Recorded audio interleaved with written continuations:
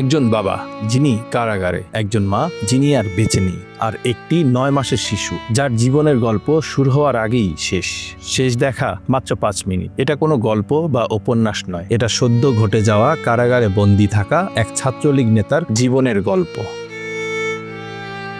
বাগেরহাট সদর উপজেলার নিষিদ্ধ সংগঠন ছাত্রলীগের সভাপতি জুয়েল হাসান সাদ্দাম কারাগারে থাকতেই শেষ হয়ে যায় তার সংসার, নিভে যায় তার ঘরের আলো।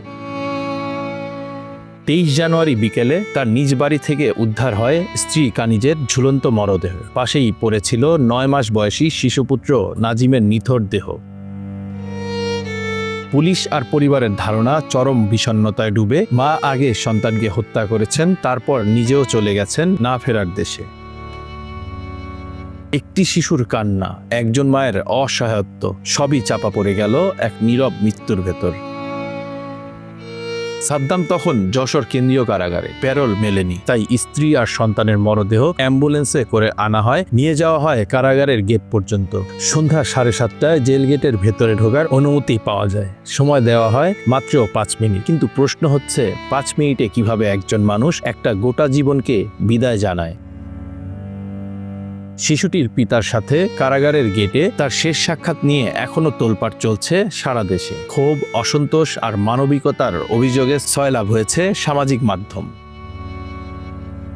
মৃত শিশু দেখা করতে গেছে তার জীবিত পিতার সাথে। কবি ইমতিয়াজ মাহমুদের এমন একটি পোস্ট ভাইরাল হওয়ার পর এই লাইনটি ব্যবহার করে পোস্টার ও ফটোকার্ড বানিয়ে শেয়ার করে তীব্র ক্ষোভ প্রকাশ করেছে বহু মানুষ।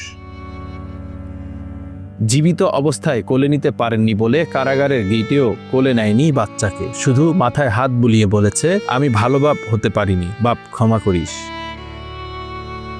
কারাগারের বাইরে দাঁড়িয়ে 12 থেকে 15 জন স্বজন, কারো চোখে জল, কারো মুখে আর্তচিৎকার।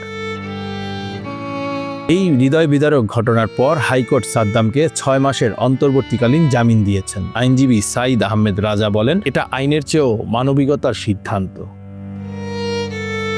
আইন আছে, নিয়ম আছে, কিন্তু প্রশ্ন থেকে যায়, মানুষের কষ্টের জন্য আমাদের সময় কি এতই কম? একজন বাবা আজ জামিনে মুক্ত, কিন্তু সে কি কখনো ফিরে পাবে তার পরিবার?